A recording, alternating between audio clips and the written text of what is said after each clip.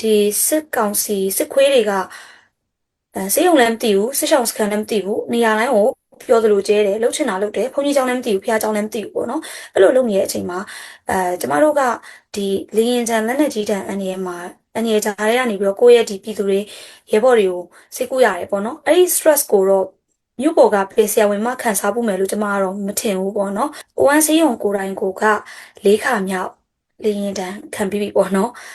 ဒီ200022 2023ကစလို့ပေါ့နော်တရော့ရှောက်ကလေရင်တန်းတရော့ရှောက်ကျဲတယ်ဒါပေမဲ့သူတို့ဖြိုလို့ရတာသူတို့ဖျက်လို့ရတာကအဆောက်အအုံမရှိရပေါ့နော်အဆောက်အအုံမရှိတယ်ကျမတို့လူတွေမတည်သွားသေး၍ဒီအလုပ်တွေကတော့လိုအပ်တဲ့ပေါ့နော်ဒီတော်လှန်ရေးအတွက်တော်၎င်းပြည်သူအတွက်တော်၎င်းလိုအပ်တဲ့ဒီကျမရေးဆောက်ရှောက်မှုလုပ်ငန်းတွေကတော့ကျမတို့လူတွေမတည်သေးတွေကတော့ကျမတို့ဆက်လုပ်နေကြမှာပဲပေါ့လေနော်ကီနီပြည်နယ်ရဲ့တိုက်ပွဲပြင်းထန်ရာဒေသတွေမှာအားကိုးစရာကျန်းမာရေးစောင့်ရှောက်မှုပေးနေတဲ့နေရာတွေကတစ်ခုကတော့အိုဝမ်ဆေးရုံပဲဖြစ်ပါတယ်။မြို့ကြီးတွေမှာသိန်းဆယ်ချီကုန်ခန်းကုရမဲ့ခွဲစိတ်မှုတွေကိုဒီတော်လိုင်းနယ်မြေထဲမှာအခမဲ့နီးပါးကုသပေးနေပေမဲ့လက်တလောကြုံနေရတဲ့လောင်စာဆီပြက်လက်မှုနဲ့ကုန်စည်နှုန်းစမတန်မြင့်မှုတွေကဆေးရုံရဲ့လဲပတ်မှုကိုအခက်ကြုံနေစေပါတယ်။ဒါပြင်အာဏာသိမ်းစစ်တပ်ကဆေးရုံတွေကိုပြစ်မှတ်ထားတိုက်ခိုက်နေတဲ့ကြားကကုသမှုပေးနေတဲ့သူတွေဘလို့တောင်းခံနေတယ်လဲနောက်ပြီးတော့ဒီဆေးရုံဆက်လဲပတ်ဖို့မြေပြင်မှာဘလောက်ထိအကျက်တဲဖြစ်နေတယ်လဲဆိုတာတွေကိုအိုဝမ်ဆေးရုံရဲ့စီမံဘဏ္ဍာတာဝန်ခံဒေါက်တာထရီစီနဲ့ကျမတို့ဆက်သွယ်မေးမြန်းသွားမှာပါဒေါက်တာထရီစီကအာဏာသိမ်းပြီးနောက်ပိုင်းဆေးကျောင်းကိုစွန့်ခွာပြီးတော့9နှစ်တိုင်စစ်မြေပြင်မှာကုသမှုတွေလှုပ်ဆောင်နေတဲ့ဆရာဝန်တယောက်လည်းဖြစ်ပါတယ်ဆရာမမင်္ဂလာပါရှင်ကျမပထမဆုံးမေးချင်တာကတော့ဗောနော်ဒီအာနာမသိန်းခင်မှာဆ iam ရဲ့ဘဝဖြတ်တန်းနေထိုင်မှုပုံစံကဘယ်လိုရှိခဲ့ပါသလဲရှင်ဟုတ်အာနာမသိခင်ကတော့ကျမကဆေးချောင်းတူပဲပေါ့နော်ဆေးချောင်းတူဒီကျောင်းက activities တွေပြီးတော့ဒီ extra curriculum activities တွေမှာပြီးတော့တခြားဒီ charity work တွေမှာဆိုလို့ရှိရင်တော့အရင်လိုက်ပြီးတော့ပါတယ်ပေါ့နော်ဟိုလူငယ်တဘာဝဆိုတော့အကုန်လုံးလိုက်လို့ရတာပျော်ခဲ့တယ်နောက်ပြီးတော့ကိုချော့ဘော်ကိုရဲ့ဒီဘိုစူးစားတယ်စာရီတင်တယ်ပတ်စံနေရှာတယ်ပေါ့ guide တင်တယ်ပတ်စံရှာတယ်ကိုပတ်စံနဲ့ကိုရက်ဒီဘိုစူးစားတယ်စေချောင်းတက်တယ်ပေါ့နော်အဲ့လိုစေချောင်းသူပါပဲပုံမှန်ကျောင်းတက္ကသိုလ်ကျောင်းသူတယောက်ပါပဲအာနာသိမ်းပြီးတဲ့နောက်ပိုင်းမှာရောဘာကြောင့်လက်နက်ကင်တော်လိုင်းရေးနယ်မြေကိုထွက်လာဖို့အဆုံးဖြတ်ခဲ့တာဖြစ်မလဲဟုတ်အာနာသိမ်းပြီးနောက်ပိုင်းဆိုတော့အာနာမသိမ်းခင်အချိန်ကိုပြန်ပြောရမှာပေါ့နော်အာနာမသိမ်းခင်မှာဆိုရင်ကျမတို့အကြောင်းမှာကျမကဒီတမကပေါ့နော်တမက member အနေနဲ့အလုပ်လုပ်တယ်ပေါ့နော်ဒီစေတက္ကသိုလ်တက်ကျောင်းသားသမဂ္ဂမှာထွေထွေတွင်းမှုအနေနဲ့တာဝန်ယူဆောင်ရွက်တယ်ဆိုတော့ဒီအာနာမသိခင်မှာတော့ကျမတို့ COVID volunteer တွေလုပ်နေတဲ့အချိန်ပေါ့လေနော် COVID wave လေးတွေကလည်း second wave အပြီးမှာနည်းနည်းလေးငြိမ်လာတော့ကျောင်းတွေပြန်ဖွင့်ကြဖို့လုံးမန်းကြတယ်ဒီအားတွေမှာလုပ်နေကြတဲ့အချိန်အတွင်းမှာပြဿနာပတ်တက်လဲဆိုတော့အာနာကောက်သိမ်းသွားတယ်ပေါ့နော်ဒီမီလိုတို့အုပ်စုကမြောက်လိုက်တို့အုပ်စုကအာနာကောက်သိမ်းသွားတယ်ပေါ့လေဆိုတော့ကျမတို့မေးတာပေါ့လေဒါကိုလက်ခံနိုင်လားပေါ့နော်ဆိုတော့မိကုန်းကတော့ရှင်းပါတယ်ဒါပဲမေးတယ်လက်မခံနိုင်ဘူးလက်မခံနိုင်တော့ဘာလုပ်မလဲဆိုတော့ဒီဟာကို resist လုပ်မယ်ပေါ့နော်ဒီဟာကို resist လုပ်မယ်ဆိုတော့အစောပိုင်းတုန်းကတော့ဒီအကြမ်းမဖက်ဆန္ဒပြတယ်ပေါ့နော်ဆန္ဒထုတ်ဖော်တယ်ပေါ့ဒီ strike စီမှာပဲကိုပါဝင်ခဲ့တယ်နောက်ပြီးတော့ဒီတန်ရလာတဲ့strike စီမှာနောက်ပိုင်းဒီကြီးအစ်စ်တွေသုံးတယ်မျက်ရည်ပုံတွေသုံးတယ်ဖြိုခွဲတဲ့အချိန်မှာဒီတန်ရလာတဲ့ကိုယ့်ရဲ့ဒီပြည်သူတွေကိုကုပေးဖို့အတွက်အခြေခံလိုမျိုးလေးတွေဆောင်ရွက်တယ်ဒါပေမဲ့အချိန်တစ်ခုရောက်လာတဲ့အချိန်မှာအမရဲ့ကျမတို့ကဒါအကြမ်းမဖက်ဒီအာနာဖီဆန်နေပေါ့နော်ဒါတွေကိုပြောနေပေမဲ့ကျမတို့က CDM တွေ support လုပ်တယ် CDM တွေကို encourage လုပ်တယ်နောက်ပြီးတော့ဒီ strike လုပ်တယ်ဒါနဲ့ပဲကျမတို့ကဒီလောက်နဲ့ရက်နေပြီမေပေါ့ဒီစစ်ကောင်စီဘက်ကစစ်ဆိုးရဘက်ကကြတော့ကြီးစစ်နဲ့တကယ်ဖြိုခွဲတာပေါ့နော်ကြီးစစ်နဲ့လုပ်တဲ့အချိန်မှာအများစုလည်းကိုပြည်သူပေါ့နော်ပြည်သူအများစုလည်းပေးဆက်ခဲ့ရတယ်ဆိုတော့ဒါလေးမြင်လာတာကြာတဲ့အချိန်မှာပေါ့နော်ဟိုစိတ်ထဲမှာတော့ဘလို့မှအဆင်မပြေဘူးပေါ့လေအဲ့ဒါအပြင်ကိုကျမတို့ကိုလည်းအဲ့လိုမျိုးဒီဘယ်လိုပြောရမလဲเนาะဒီလို activist ပဲဆိုပါတော့လေတမက member လည်းဖြစ်တယ်ဒီလို strike တွေတောက်လျှောက်ထွက်နေတဲ့ activist တယောက်ကိုလည်းသူတို့ကဒီလိုမျိုးဝရမ်းတွေပေါ့နော်905တွေ9စိညတွေအဲ့လိုနှစ်ပတ်ပေါင်းစုံနဲ့ဖန်ဝရမ်းတွေထုတ်တယ်ရှာတယ်အိမ်တွေဝင်တယ်အိမ်တွေပိတ်တယ်ဒါတွေဖြစ်လာတယ်ပေါ့နော်ဆိုတော့ဒါတွေဖြစ်လာတဲ့အချိန်မှာကျမတွေးလိုက်တာပေါ့လေအာပုံရှိုးကွယ်ရှိုးနဲ့ဒီစစ်ကောင်စီကိုပေါ့နော်ကိုကပုံရှိုးကွယ်ရှိုးနဲ့ရန်ကုန်ထဲမှာပုံလိုက်နည်းနည်းလေးဟိုစစ်ကူးပေါ်လာမှထားလို့ရလိုက်လို့ရမယ့်အနေအထားကိုကျမမကြိုက်ဘူးပေါ့နော်ဆိုတော့အဲ့ဒီအစားကျမဘာထပ်လုပ်နိုင်အောင်လဲဆိုတာကိုမေးတယ်ပေါ့ မီတော့အဲ့လိုဒီလိုမျိုးလွမြောက်နေမြေတစ်ခုခုမှာကိုတက်ထားတဲ့ပညာပေါ့အဲ့ဒီတော့ဆေးချောင်းသူပဲပေါ့လေနော်ဆိုတော့ကိုဒီဘယ်လိုဖြစ်ဆေးချောင်းသူဆိုရင်လည်း medics တွေကတော့လိုမှာပဲပေါ့နော်ဒါမှမဟုတ်အသိပညာပေးတော့၎င်းအဲ့လိုကိုလိုမဲ့နေရာတစ်ခုခုရှိမှာပဲဆိုတာကိုတော့ကျွန်မနားလဲတယ်ဟိုဘယ်လိုပြောရမလဲကိုလိုအပ်အောင်လဲကိုလုံးနိုင်စွမ်းရှိရလို့သတ်မှတ်တယ်ပေါ့နော်အဲ့တော့တနေရာရာသွားပြီးတော့အလုပ်လုပ်မယ်ပေါ့ဆိုတော့တွေးလိုက်တဲ့အချိန်မှာကျမတို့ဒီ currently ကို2021မေလ10ရက်နေ့ရောက်လာတယ်ပေါ့နော်နောက်ပိုင်းတော့ဒီမှာပဲတောက်လျှောက်ဆက်ရှိနေတယ်ပေါ့နောက်ပြီးတော့ဒီစေးချောင်းကနေပေါ့နော်တော်လိုင်းနယ်မြေတွေထွက်လာပြီးတဲ့9နှစ်အတွင်းမှာဆရာဝန်တယောက်ဖြစ်လာဖို့ပေါ့နော်ဘလိုတွေဒါဆရာမအနေနဲ့ခက်ခက်ခဲသင်ယူရတာရှိမလဲရှင်ဒီအတွေ့အကြုံလေးလည်းပြောပြပေးပါအောင်ဟုတ်ခွဲစိတ်ဆရာဝန်တော့မဖြစ်သေးဘူးရှင်ဆရာဝန်တော့ဖြစ်ပြီပေါ့နော်ခွဲစိတ်ဆရာဝန်တော့ specialist တော့မဖြစ်သေးဘူးရှင်အဓိကကတော့စေချောင်းသူအနေနဲ့ထွက်လာတဲ့အချိန်က final year ပေါ့နော်ကျမတို့နောက်ထပ်တစ်နှစ်ခွဲပြီးလို့ရှိရင်တော့ဆရာဝန်ဖြစ်ပြီပေါ့လေဆိုတော့အဲ့ဒီ level နဲ့ထွက်လာရတာပေါ့ကျမတို့က covid နှစ်မှာ covid စတဲ့နှစ်မှာfinal part 2ပေါ့နော် final part 2တက်ရမယ့် batch ပေါ့လေဒါပေမဲ့ covid နဲ့လည်း final part 2မတက်လိုက်ရဘူးမတက်လိုက်ရဘဲနဲ့ဒီvolunteer လုပ်ရင်းနဲ့ပဲအဲ့တစ်နှစ်လုံးကကုန်သွားတယ်ဆိုပါတော့လေနောက်တော့အနာသိန်းတယ်ပေါ့အနာသိန်းတော့နောက်ဒီဘက်ဖြည်းဖြည်းချင်းဒီဘက်ရောက်လာတယ်ပေါ့ဒီဘက်ရောက်လာတော့အစပိုင်းကတော့ခတ်တာပေါ့အမရဲ့ဟိုကိုစီမှာအများစုရှိနေတာ theory background ပဲရှိနေရလေနော်ဒီစာတွေကတော့ကိုစီမှာ final ရက်လည်းရောက်ပြီဆိုတော့တည်တဲ့လောက်အတိုင်းတာတော့သိနေပြီပေါ့နော်ဒါပေမဲ့လက်တွေ့မှာကအရင်ခက်ခဲတယ်လို့ပြောလို့ရတယ်ဘာလို့ဆိုကိုမတေချာအဲ့လိုထဲဝင်မလုပ်ရသေးတာပေါ့နော်အဲ့ဒါအပြင်ကိုပြောမယ်ဆိုရင်ဒီရန်ကုန်မှာထဲဝင်လုပ်ရတယ်စေယုံတွေမှာထဲဝင်လုပ်ရတယ်ဆိုတာနဲ့တကယ်စစ်မြေပြင်မှာဒီလိုမျိုးပေါ့နော်စစ်မြေပြင်ဆိုတာကျွန်မရှေ့တန်းလိုက်တာတော့မဟုတ်ဘူးဒါပေမဲ့ဒီထိခိုက်တန်ရာရလာတဲ့ရဲဘော်တွေအများကြီးရောက်လာတဲ့အချိန်မှာလုပ်ရတာနေရလဲမတူညီပြန်ဘူးပေါ့နော်အကြမ်းမြင်ပြောရရင်တော့ဆိုတော့အများကြီးတော့သင်ခဲ့ရတယ်စီနီယာတွေကောင်းလို့ပဲပြောရမှာပေါ့နော်ကျမတို့နဲ့ကြုံခဲ့ရတဲ့ဒီမှာspecialist တွေပေါ့လေနော်စောစောတော့လိုမျိုးခွဲစိတ်အထူးကူတွေရှိတယ်မေဆေးအမတွေရှိတယ်နောက်ပြီးတော့ဒီ senior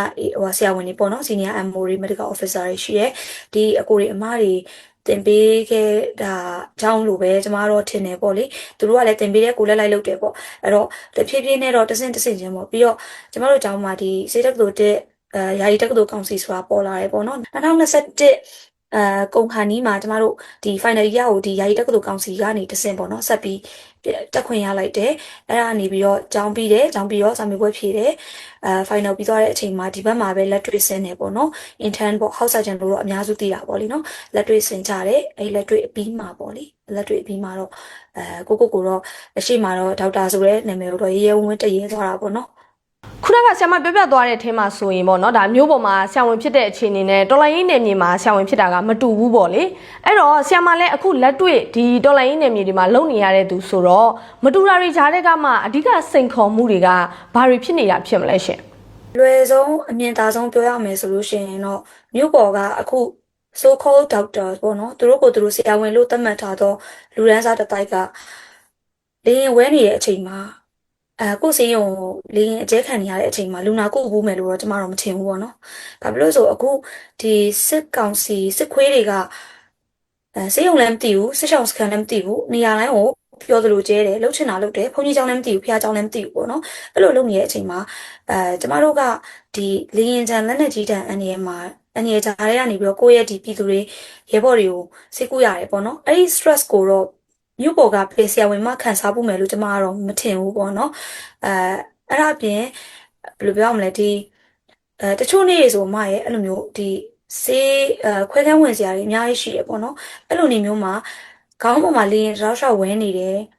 ဒါမျိုးဆိုလို့ရှိရင်ငါတို့ကဒီ case ကိုတကယ်ဆက်လုပ်ရမှာလားဒါမှမဟုတ် postpone လိုက်ရမှာလားရွှေ့လိုက်ရမှာလားပေါ့နော်ဆိုတော့ဒါတွေလည်းတွေးရတယ်နောက်ပြီးတော့ဒါကလည်းဟိုဒီ security ဘိုင်းနဲ့ပတ်သက်တဲ့ဟာပေါ့နော်နောက်ပြီးတော့ဒီစေကူတားတဲ့ဟာမှာဆိုလို့ရှိရင်လည်းမြို့ပေါ်မှာစေပစ္စည်းအစုံလင်းစေဝါအစုံလင်းစက်ပစ္စည်းအစုံလင်းနဲ့စေကူရတာပေါ့နော်ဒီသွေးစစ်ချက်ဆေးစစ်ချက်တွေကိုအများကြီး depend လုပ်လို့ရတယ်ကျမတို့စီမှာကအဲ့ဒါတွေကိုလည်းအများကြီး depend လုပ်လို့မရဘူးပေါ့နော်အရာအလုံးက limit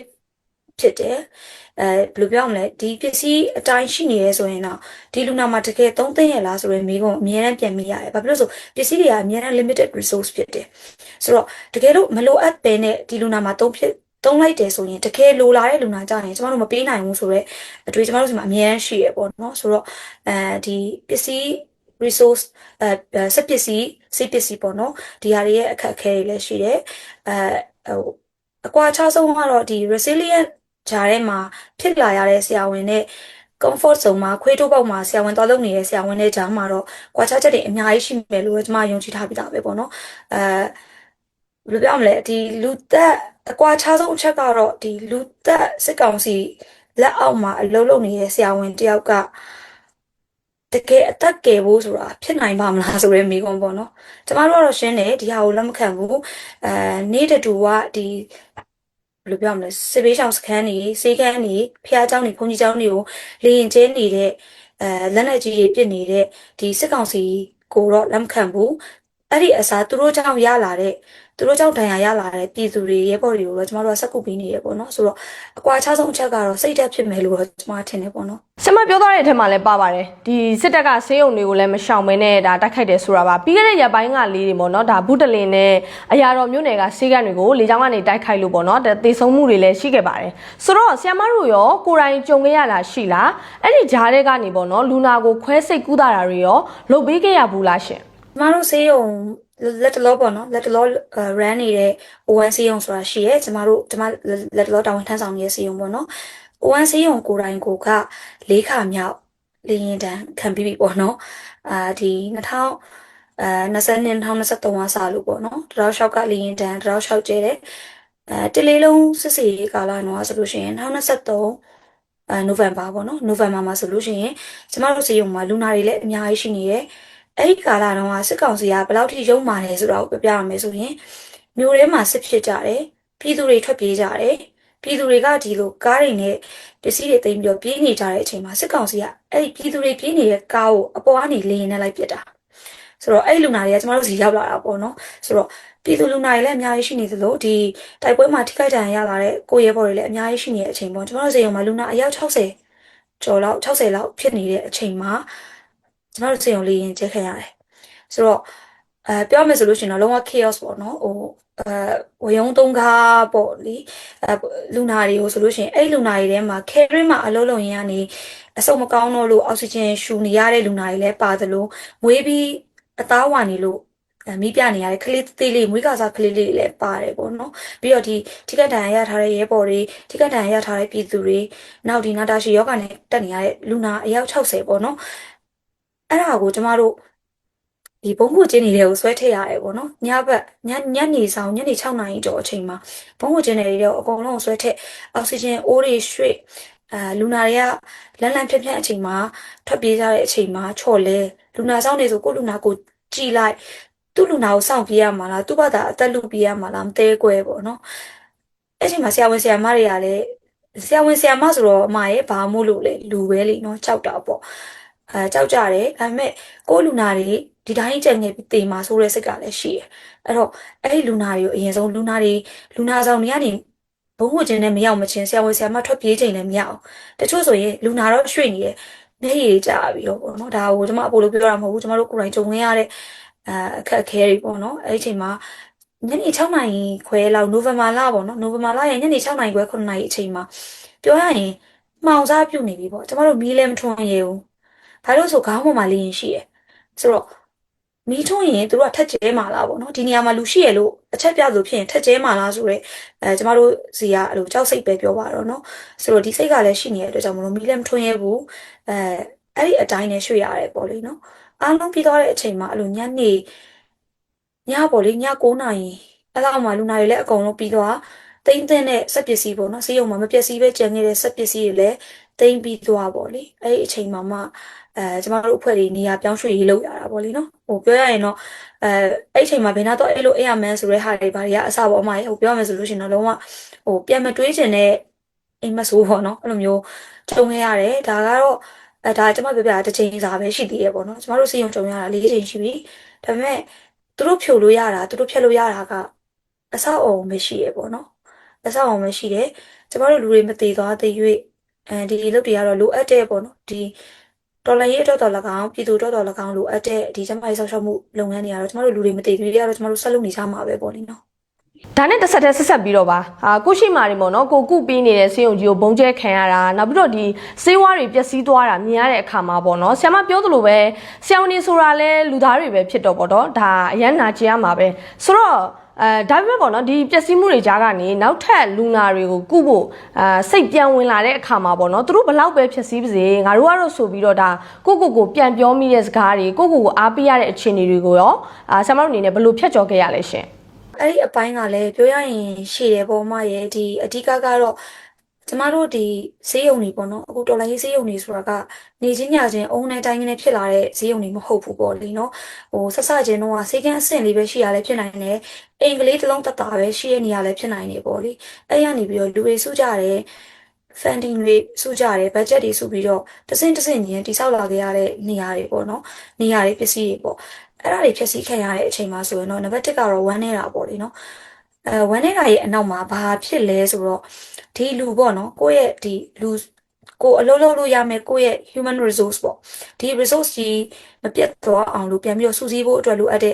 အနေအထားတွေလည်းရှိတယ်ဒါပေမဲ့ကျမတို့အနေနဲ့ကံကောင်းတာကျမတို့ဈေးရုံက member အကုန်လုံးကဒီဟာကျဲခံရလို့ငါဆက်မလုပ်တော့ဘူးဆိုတော့ဆရာဝန်ဆရာမ volunteer ဆိုအခက်ရှာပဲပေါ့နော်အကုန်လုံးကဒါကိုရတယ်ပြန်စမယ်ဆိုလို့ရှိရင်အားလုံးပါကြမယ်ဆိုတဲ့စိတ်ဓာတ်ရှိကြတယ်ပေါ့လေအဲ့လိုစိတ်ဓာတ်ရှိသည့်တိုင်အောင်ကျမတို့မှာဘာကြံလဲဆိုတော့ mental trauma ကြံတယ်ပေါ့နော်တချို့တွေမှာဆို PTSD တွေရကြတယ်ကျမကိုယ်တိုင်လည်းဒါတွေကြုံခဲ့ရတယ်ပေါ့နော်ကျမကိုယ်တိုင်လည်း psychiatrist ပြခဲ့ရတဲ့အနေအထားတွေအထိဖြစ်တယ်ပေါ့ဘာလို့ဆိုရင်အဲ့ဒီရဲ့မြင်ကွင်းကြီးကိုနေ့တိုင်းညတိုင်းပြန်မြင်နေတာမျိုးတွေအာအဲ့လိုအဲ့ဒါအပြင်ပေါ့လေနော်အဲ့ဒီကာလမှာပေါ့အဲ့ဒီစစ်စင်ရေးကာလတွေမှာကိုယ်နဲ့အရန်ရင်းနှီးတဲ့ရဲဘော်တွေကြာသွားတာမျိုးတွေပေါ့နော်ဒါတွေကလည်းစိတ်ပိုင်းဆိုင်ရာဟိုထိခိုက်ခံစားရတာတွေရှိကြတယ်ပေါ့နော်လူတိုင်းမှာတော့နည်းနည်းစီပေါ့အနည်းနဲ့များပဲကွာကြတာပေါ့လေဆိုတော့ဒီစိတ်ကိုလည်းပြန်ပြီးတော့ကျန်းမာလာအောင်ပေါ့နော်စိတ်ကိုလည်းကျန်းမာလာအောင်ကျမတို့ပြန်ပြီးတိဆောက်ရတယ်နောက်ဆုံးပေါ့လေဟိုပြန်ပြီးတော့နောက်ဆုံးအားပြန်တင်းတဲ့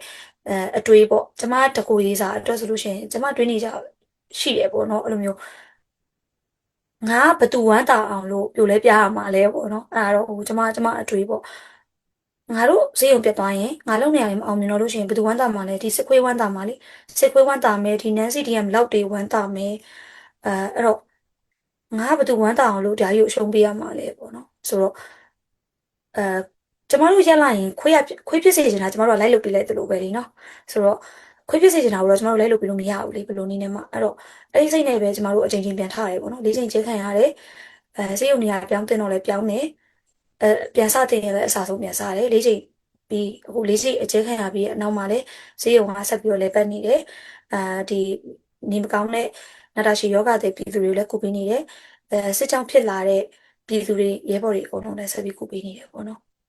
်ကုသပေးမှုအပိုင်းတွေမှာရောပေါ့နော်ဆရာမတို့အနေနဲ့ဒီခက်ခဲနဲ့စူးစမ်းလဲရတဲ့ဖြစ်စဉ်တစ်ခုလောက်မြန်ဒါကျမတို့ကိုပြောပြပေးလို့ရနိုင်မလားရှင်ဆရာဝန်အတွက်ကတော့ပြောရရင်လူနာတိုင်းကတော့အမှတ်တရလို့ပြောလို့ရတယ်ပေါ့နော်အမှတ်တရဆိုတာကျမဆိုလို့ရှိရင်ကျမဂျူတီနေ့မှာရောက်လာတဲ့လူနာတွေအကြောင်းတွေဆိုလို့ရှိရင်အားလုံးဒီဘက်ကိုအဲ့လိုမျိုးမှတ်မိနေတယ်ပေါ့နော်ဒါပေမဲ့လည်းခက်ခဲနဲ့ဆိုတဲ့ဟာဆိုရင်တော့အမ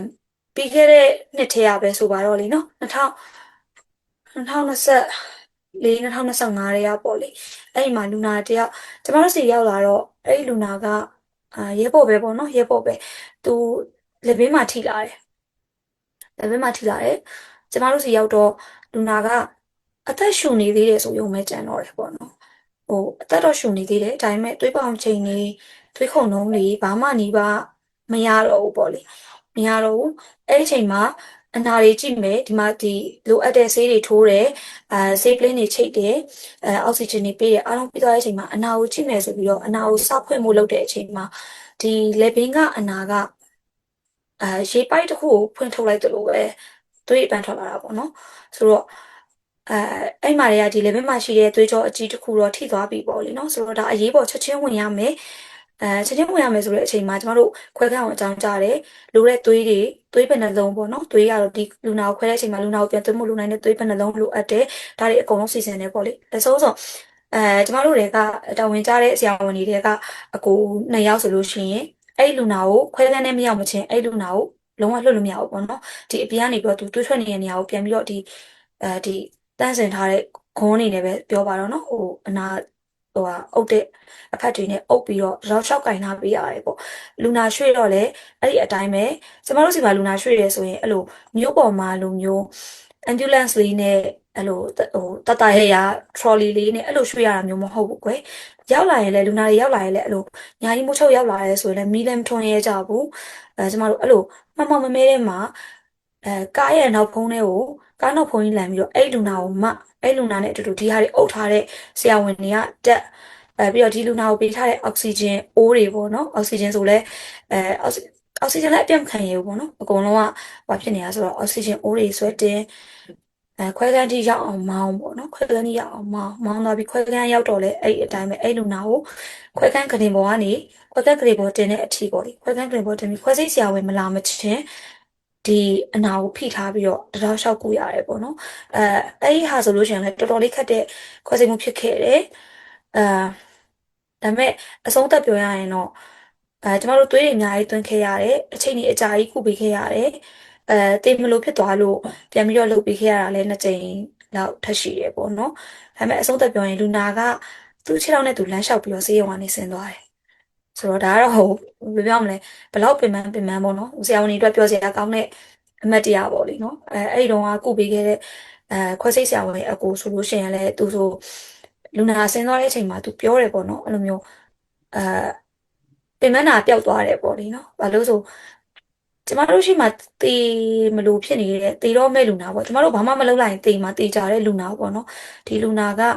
ကျမတို့ပုံမှန်လုပ်တယ်ဆိုရင်တော့ရှင်ဖို့မတေချာတဲ့လူနာတစ်ယောက်ကသူ့ခြေထောက်နဲ့သူလမ်းလျှောက်ပြီးဆင်းသွားရဲဆိုတာအမရေတော်တော်လေးပျော်ဖို့ကောင်းတယ်ပေါ့နော်ကျမတို့တော့ရှေ့ပိုင်းပြောသွားတဲ့အဲမှာပါတာတခုကိုဒါကျမအနေနဲ့ပြန်ကောက်ပြောရရင်ပေါ့နော်လင်းပြန်လာတဲ့အချိန်မှာဒါဆရာမတို့ဆုံးဖြတ်ချက်ချရတာရှိတယ်ဆိုတဲ့အပိုင်းပေါ့နော်အဲ့တော့လင်းလာနေချိန်မှာဒီလူနာကိုစက်ကုရမလားဒါမှမဟုတ်ရင်ရွှေ့ရမလားဆိုတဲ့ဆုံးဖြတ်ချက်ပေါ့အဲ့ဒီအခြေအနေတွေမှာကောဘလို့ကင်တွယ်ကြလဲဆိုတဲ့အတွေ့အကြုံလဲသိကြပါတယ်ရှင်ရှိတာပေါ့အမစောစောနာပြောတဲ့တာရကနှစ်ခုစလုံးကျွန်တော်တို့မှာကြုံဘူးတယ်ပေါ့နော်လေးလာနေတယ်ဒါပေမဲ့မခွဲလဲလူနာသိမယ်လွှဲဖို့လည်းခြားစည်းရုံတွေမှာလည်းလူနာတွေအများကြီးဖြစ်နေတယ်ဒီလိုချင်းနေဆိုလို့ရှိရင်တော့ဒါတခြားပညာရှင်ဘက်ကပြောရင်တော့ဒါမခွဲတင်ဘူးလို့ပြောမှာပေါ့နော်မခွဲတင်ဘူးအဲအရင်ဆုံး safety first ဆိုတဲ့စကားကိုတော့တခြားပညာရှင်တွေကတော့သုံးကောင်းသုံးမယ်ပေါ့နော်ဒါပေမဲ့ကျမတို့အမြင်မှာကျတော့တစ်ခါလေကျရင်လေရင်ကအဲ့လိုတောက်လျှောက်ဝဲနေတာမျိုးကွယ်ဘယ်အချိန်မှာကျဲလို့ဘယ်အချိန်မှာမကျဲမှန်းလည်းမသိဘူးဒါပေမဲ့မကျဲခဲ့ရင်ကျမတို့မလုပ်ပဲနဲ့ဒီတိုင်းပဲလွတ်ပေးလိုက်တာလူနာတည်သွားတာပဲဖတ်တင်မှာပေါ့နော်ဆိုတော့အဲအဲ့ဒီအစားလွှဲလို့ရတဲ့ဒီနေရာဒီဆေးရုံပေါ်မှာဝဲနေလို့တခြားဆေးရုံလွှဲလို့ရတဲ့အနေအထားမျိုးဆိုရင်တော့ကျမတို့လွှဲတာပေါ့အဲ့လိုလည်းမဟုတ်ဘူးကိုပဲဆေးရုံတွေမှာလည်းလူနာတွေအများကြီးရှိနေကြတယ်အဲ့လိုအနေအထားမျိုးဆိုလို့ရှိရင်တော့ကိုမဟိုဖြစ်ရင်လည်းသိမယ်ပေါ့နော်ပြီးတော့လင်းရလည်းချက်ချင်းကျဲထားတာလည်းမဟုတ်ဘူးအဲ့လိုမျိုးဆိုရင်တော့လည်းခွဲလိုက်တာမျိုးတွေတော့ရှိတာပေါ့လေဒါကကြတော့အမရဲ့ကျမတို့စာတွင်းမှာသင်ရတာထက်ဆိုလို့ရှိရင်အဲကျမတို့အပြင်ကဒီလိုပေါ့နော်trainer တွေရှိရပေါ့ trainer တွေ train ပေးတဲ့ဆရာတွေအဲ့လို foreigner ဟိုဆရာဝန်တွေဆိုလို့ရှိရင်ဒါမျိုးတွေဆိုတော့မခွဲခိုင်းတော့ဘူးတေးကြရဲပေါ့တချို့ case တွေမှာဒါပေမဲ့သူတို့ကိုယ်တိုင်လည်းတစ်ခါလေးပြောတယ်ငါတို့လည်းတချို့ risk တွေယူပြီးတော့လုပ်ခဲ့ရတာရှိရဆိုတဲ့ဟာမျိုးတွေပေါ့နော်ဆိုတော့ကျမတို့မှလည်းရှိတာပေါ့အမရဲ့အဲ့ဒီချိန်မှာရောဒါကိုယ်စိတ်ကဘယ်လိုရှိနေလဲဘုံကျက်ပြီဆိုရင်ဒါကိုပါနိုင်တယ်ဆိုတော့လေဒါအသက်ကိုစွန့်ထားတဲ့သဘောပဲဆိုတော့ကျမတို့အနေနဲ့ဒီချိန်မှာဘယ်လိုမျိုးဒါရေးဆိုင်ကြုံတွေ့ရလဲရှင်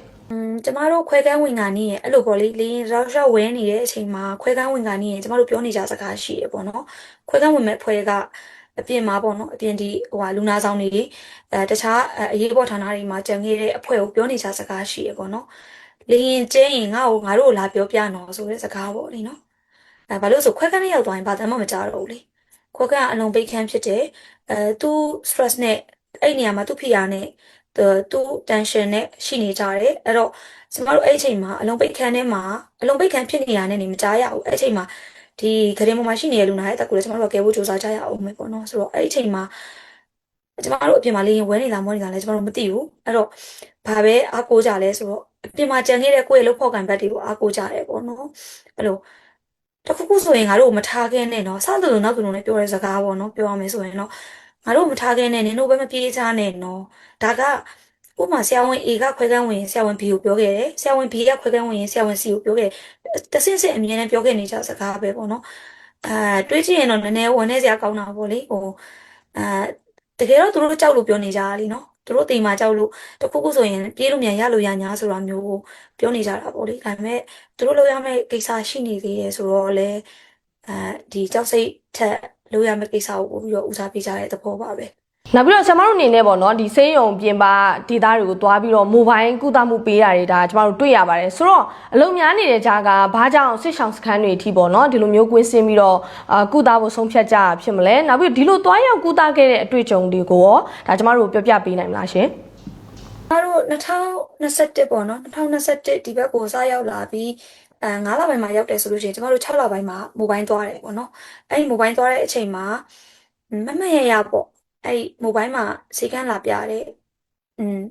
ဖွားတယောက်ရဲ့ပြောတဲ့စကားပေါ့နော်မရောက်လာအောင်ကျေးဇူးတင်တယ်တဲ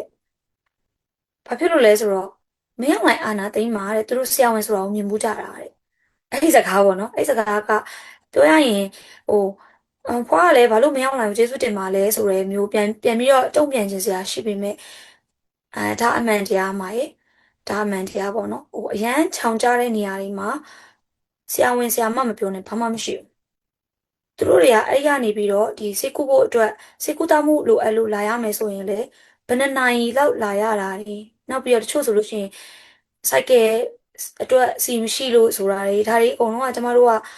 ကြားနေရတာပေါ့နော်ကြားနေရတာတချို့ဆိုရင်လည်းရက်ချင်းပြန်ခေါ်တယ်ရက်ချင်းပြန်ခေါ်တဲ့အချိန်မှာပဲဖြစ်လဲဆိုတော့ကျမတို့လာမှနေရအရန်ဝေးလို့လာဖို့အတွက်ကားစီဖို့မတက်နိုင်ဘူးလိုက်ပို့မဲ့လို့မရှိဘူးအဲ့ဒါကြောင့်မလို့လာလို့မရတော့ဘူးဒါမျိုးတွေရှိရပေါ့နော်ရက်ချင်းတွေလည်းအဲ့လိုမျိုးကြုံရသလိုယောဂဖြစ်နေပေမဲ့နေမကောင်းနေပေမဲ့လာဖို့အဆင်မပြေလို့